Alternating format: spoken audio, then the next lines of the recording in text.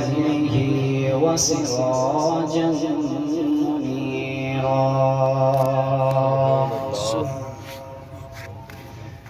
أما بعد فقد قال الله تبارك وتعالى في الكلام المجيد والفرقان الحميد. سبحان الله. أعوذ بالله من الشيطان الرجيم. بسم الله الرحمن الرحيم. قل يا عبادي الذين أسرفوا على أنفسهم لا تقنطوا من رحمة الله. قال النبي صلى الله عليه وسلم إن رحمتي سبقت غضبي، أو كما قال النبي صلى الله عليه وسلم. صدق الله مولانا العظيم وبلغنا به رسوله النبي الكريم، ونحن على ذلك لمن الشاهدين والشاكرين، والحمد لله رب العالمين. سبحان حضرات آواز بلند محبت ذوق شوق کے ساتھ درود پاک پڑھ لیجیے. سیدنا مولانا محمد وعلى سیدنا مولانا. انتہائی واجب الاحترام محترم مکرم سامعین گرامی، مجھ سے قبل برادر مکرم حضرت مولانا مفتی محمد اعجاز صاحب دامت برکاتہم، اور ان سے پہلے مولانا مفتی محمد ارشد صاحب دامت برکاتہم قرآن و سنت کے حوالے سے دین کی باتیں آپ حضرات کے سامنے کر رہے تھے، اور انشاءاللہ چند لمحوں بعد پیر طریقت راہبر شریعت مناظر ابن مناظر ولی ابن ولی محقق اہل سنت شیخ الحدیث حضرت والد محترم مولانا محمد عمر قریشی صاحب دامت برکاتہم العالیہ چند لمحوں بعد انشاءاللہ تشریف لے آئیں گے، تفصیلی خطاب فرمائیں گے. ان کی آمد سے قبل چند ضروری باتیں جو ان سے پڑھی ہیں، سنی ہیں، ان کی توجہات کا سہارا لیتے ہوئے آپ حضرات کے سامنے عرض کرنے کا ارادہ رکھتا ہوں. دعا ہے رب لم یزل حق سچ بیان کرنے کی توفیق عطا فرمائے، اور جو کچھ کہا جائے سنا جائے عمل کرنے کی توفیق عطا فرمائے. میرے دوستو، میں نے جو آپ حضرات کے سامنے آیت مبارکہ پڑھنے کی سعادت حاصل کی ہے، اللہ فرماتے ہیں یا عبادی الذین اسرفوا علی انفسہم، اے میرے بندو جنہوں نے دنیا کے اندر جا کر اپنی زندگیاں گناہوں کے اندر گزار دی، جنہوں نے زندگی کا ایک ایک لمحہ میری نافرمانیوں کے اندر گزار دیا، اب حالت یہ ہے کہ سر کانپتا ہے، ہاتھوں کے اندر ریشہ ہے، عمر 70 سال 80 سال کو پہنچ چکی ہے، اور اب دل میں خیال اٹھتا ہے کہ رب کے دروازے پر جاؤں اور رب کو جا کر مناؤں. اب دل میں خیال اٹھتا ہے اتنی عمر گزر چکی ہے رب کی نافرمانیاں کرتے ہوئے، کیا رب کے دروازے پر آؤں تو رب راضی ہو جائے گا یا نہیں ہوگا؟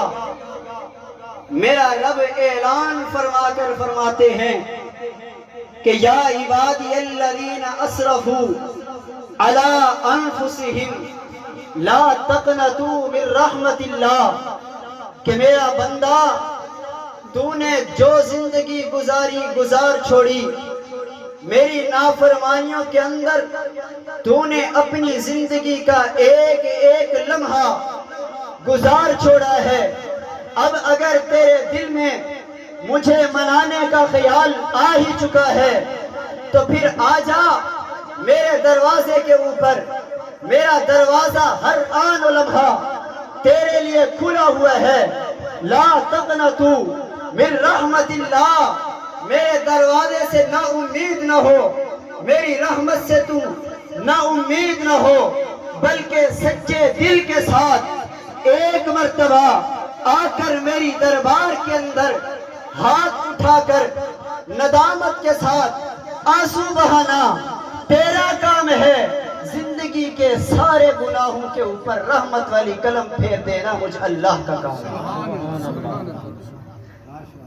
میرے دوستو، حدیث مبارک میں آتا ہے، اور میں نے اپنے والد محترم سے یہ روایت سنی ہے، حضور اکرم صلی اللہ علیہ وسلم جب شب معراج آسمانوں کے اوپر تشریف لے گئے، ساری کائنات نیچے ہے، ساری کائنات کی نعمتیں نیچے ہیں، مسجد اقصی نیچے ہے، ساتوں آسمان کے اوپر میرے آقا جب تشریف لے گئے، سدرۃ المنتہا پر پہنچے، سدرۃ المنتہا سے بھی اوپر جب میرے آقا اللہ کی ملاقات کے لیے گئے، میرے آقا فرماتے ہیں میں نے وہاں پر دیکھا ایک تختی پڑی ہوئی تھی، اور اس تختی پر لکھا ہوا تھا رحمتی سبقت غضبی، رحمتی سبقت غضبی، کہ میرا اللہ فرماتا ہے کہ میرے بندو، میری رحمت میرے غضب سے کہیں وسیع ہے، میری رحمت میرے غضب سے کہیں وسیع ہے، بس سچے دل کے ساتھ ندامت کے ساتھ ایک مرتبہ آنا تیرا کام ہے، اور زندگی کے گناہوں پر رحمت والی قلم پھیر دینا میرے اللہ کا کام ہے۔ نعرہ تکبیر، نعرہ تکبیر، شان رسالت۔ میرے دوستو، لیکن یاد رکھیے، کامیاب انسان وہ ہے جو غلطی کرنے کے بعد اپنی غلطی کا اعتراف کرے۔ بڑا ناکام ہے وہ انسان جو غلطی کرنے کے بعد اتراتا ہے، غلطی کی مختلف تعبیریں کرتا ہے، غلطی مانتا نہیں، پھر یہ انسان ناکام ہو جاتا ہے۔ رب کے قرآن نے اپنے نبی جناب آدم علیہ السلام کا واقعہ ذکر کیا ہے کہ جب جناب آدم علیہ السلام کو رب العزت نے فرمایا اے آدم یہ جنت ہے، آپ نے بھی اس کے اندر رہنا ہے، آپ کی بیوی بھی اس کے اندر رہنی ہے، جنت کے اندر جہاں چاہو جاتے رہو، جو کھانا چاہو کھاتے رہو، ساری رحمتیں آپ کے لیے، ساری وسعتیں آپ کے لیے ہیں، ساری نعمتیں آپ کے لیے ہے، لیکن یاد رکھنا لا تقربا هذه الشجر، اس درخت کے قریب نہیں جانا۔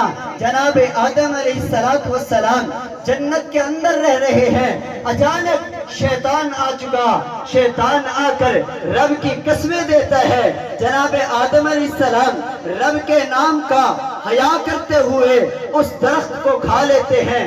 اللہ فرماتے ہیں آدم اخرج انتا وزوجک الجنہ، آدم آپ بھی چلے جائیے، اپنی بیوی بھی ساتھ لے کر جائیے۔ اب جنت سے جناب آدم علیہ السلام کو نکال دیا گیا، دنیا کے اندر آتے ہیں. دنیا کے اندر آنے کے بعد اب جناب آدم علیہ السلام کوئی اور بات نہیں کرتے, اپنی غلطیوں کی تعویلیں نہیں کرتے, فوراً رب کے دربار کے اندر آ کر عرض کر رہے ہیں, ربنا ظلمنا انفسنا وان لم تغفر لنا وترحمنا لنکونن من الخاسرین. ربا آپ نے منع کیا تھا لیکن میں نے اس درخت کو کھا لیا ہے, نامناسب کام ہو چکا ہے, اب میں آپ کی دربار کے اندر معافی کا طلبگار ہوں. رب العزت نے جناب آدم علیہ السلام کی توبہ کو قبول کیا. قرآن فرماتا ہے فَتَلَقَّى آدَمُ مِن رَبِّهِ كَلِمَاتٍ فَتَابَ عَلَيْهِ. اللہ نے جناب آدم کی توبہ کو قبول کیا. اور محمد رسول اللہ کے امتیوں سنو, جو رب جناب آدم کے لیے مغفرت کا اعلان فرما رہا ہے, وہی رب آپ کے لیے بھی میرے لیے بھی فرما رہا ہے, لا تقنطوا من رحمت اللہ, کہ میرے بندوں میری رحمت سے نا امید نہیں ہونا. میرے دروازے کے اوپر آ جاؤ, توبہ کر لو. توبہ کرنا تمہارا کام ہے, زندگی کو گناہوں کو معاف کر دینا میں اللہ کا. میرے دوستو, قرآن کریم نے ایک اور نبی کا واقعہ ذکر کیا ہے. بڑی توجہ کے ساتھ واقعے کو سنیے گا. اور یہ واقعہ حضرت شیخ المشائخ, شیخ التفسیر والحدیث حضرت مولانا سرفراز خان صفتر رحمت اللہ تعالی علیہ نے اپنی کتاب ذخیرۃ الجنان کے اندر لکھا ہے. حضرت فرماتے ہیں اللہ کے ایک نبی ہیں, نام ہے جناب یونس علیہ السلام. قوم کے اندر گئے, قوم کو جا کر تبلیغ کرتے ہیں, قوم مانتی نہیں, رب کی توحید سمجھاتے ہیں, قوم مانتی نہیں, اپنی نبوت کا پرچار کرتے ہیں, قیامت کا اقرار کرتے ہیں, قوم مانتی نہیں. جب قوم نے انکار کرنا شروع کر دیا, ہٹ درمی پر آ گئے. اب جناب یونس علیہ السلام رب کی دربار میں آتے ہیں, آ کر عرض کرتے ہیں, میرے اللہ یہ قوم مانتی نہیں ہے, یہ قوم جھٹلاتی جا رہی ہے, یہ انکار کرتی جا رہی ہے. میرے اللہ اب اس قوم کے اوپر تو عذاب کو نازل کر دے. اللہ رب العزت نے فرمایا ٹھیک ہے, اس قوم کے اوپر عذاب آ جائے گا, اپنی قوم کو بھی جا کر بتا دو عذاب آنے والا ہے. جناب یونس علیہ السلام قوم کو جا کر بتاتے ہیں تمہارے اوپر عذاب آنے والا ہے. قوم پوچھتی ہے کب آئے گا؟